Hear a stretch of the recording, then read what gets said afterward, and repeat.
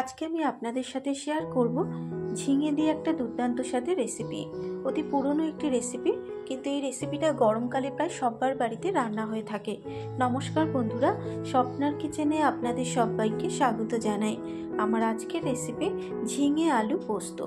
আর গরম গরম ভাতের সাথে এই ঝিঙে আলু পোস্ত থাকলে আর অন্য কিছুর কিন্তু দরকার পড়ে না।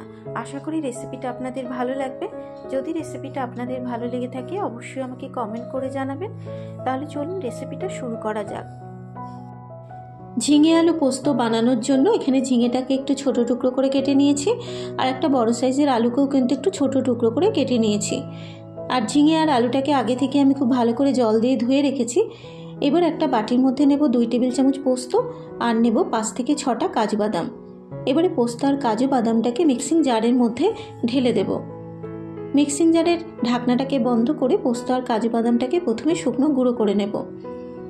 পোস্ত আর কাজু বাদামটা শুকনো গুঁড়ো করে নেওয়া হয়ে গেলে এবার এর মধ্যে দেব 2টো কাঁচা লঙ্কা, আর দিয়ে দেবো খুব সামান্য পরিমাণে একটু জল।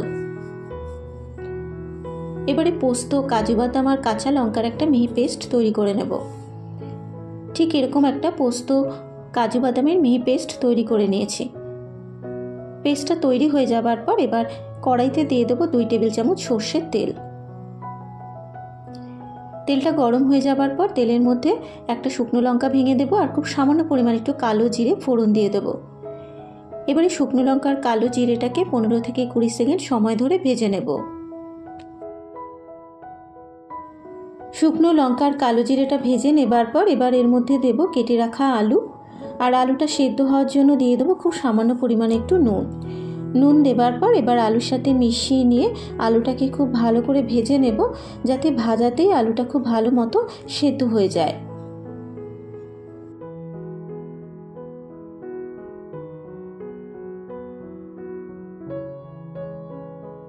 মিনিট 3 সময় ধরে আলুটাকে ভেজে নেবার পর এবার এর মধ্যে দেব কেটে রাখা ঝিঙে, আর ঝিঙের মধ্যে দিয়ে দেবো খুব সামান্য পরিমাণে একটু নুন। আর যেহেতু আলু ভাজার সময় আমি অল্প পরিমাণে একটু নুন দিয়েছিলাম, তাই নুনটাকে কিন্তু বুঝেই দিতে হবে। নুন দেবার পর এবার ঝিঙেটা আলুর সাথে মিশিয়ে নিয়ে ঝিঙেটাকেও কিন্তু মিনিট 2 আলুর সাথে ভেজে নেব। ঝিঙেটাকে আলুর সাথে ভেজে নেবার পর এবার গ্যাসের ফ্লেমটাকে মিডিয়ামে রেখে মিনিট 3 ঢাকা দিয়ে ঝিঙে আর আলুটাকে একটু সেদ্ধ হতে দেব। 3 মিনিট পর এবার আমি ঢাকনাটাকে খুলে দিলাম, আর নুন দেওয়ার ফলে কিন্তু ঝিঙে থেকে বেশ কিছুটা পরিমাণে জল বেরিয়েছে, তাই ঝিঙে আর আলু সেদ্ধ করার জন্য কিন্তু আলাদা করে জল দেওয়ার প্রয়োজন নেই। এবারে এর মধ্যে দেব কাজু বাদাম, পোস্ত আর কাঁচা লঙ্কার মিহি পেস্ট, আর দিয়ে দেবো সামান্য পরিমাণে একটু মশলা ধোয়া জল। এবারে পেস্টটা দেবার পর ঝিঙে আলুর সাথে মিশিয়ে নিয়ে খুব ভালো করে কষিয়ে নেব।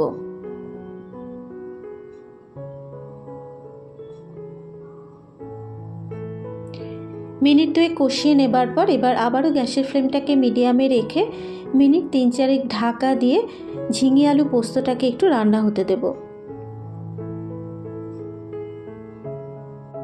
4 মিনিট পর এবার ঢাকনাটাকে খুলে ঝিঙে আর আলু পোস্তটাকে একবার একটু নাড়াচাড়া করে নিয়ে একটু চেক করে নেব যে ঝিঙে আর আলুটা সেদ্ধ হয়েছে কিনা। দেখুন ঝিঙে আর আলু কিন্তু খুব ভালো মতো সেদ্ধ হয়ে গেছে।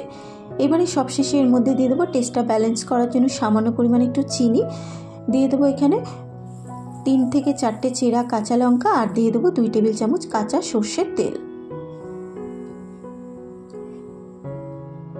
এবারে চিনি, চেরা কাঁচা লঙ্কা আর সর্ষের তেলটা দেবার পর ঝিঙে আলু পোস্তর সাথে খুব ভালো করে মিশিয়ে নেব। সব কিছু মেশানো হয়ে যাবার পর এবার গ্যাসের ফ্লেমটাকে বন্ধ করে মিনিট 2-3 ঢাকা দিয়ে স্ট্যান্ডিং টাইমে রেখে দেব। তৈরি হয়ে গেছে আমার আজকের রেসিপি ঝিঙে আলু পোস্ত। আশা করি রেসিপিটা আপনাদের ভালো লাগবে। যদি রেসিপিটা আপনাদের ভালো লেগে থাকে ফেসবুক থেকে দেখলে পেজটা ফলো করার অনুরোধ রইল, আর যারা ইউটিউব থেকে দেখছেন অবশ্যই আমার চ্যানেলটাকে সাবস্ক্রাইব করে পাশে থাকা বেল আইকনটি প্রেস করে দেবেন। আজকের মতো এই পর্যন্ত। আবারও হাজির হয়ে যাব অন্য কোনো নতুন রেসিপি নিয়ে। সুস্থ থাকবেন, ভালো থাকবেন, ধন্যবাদ।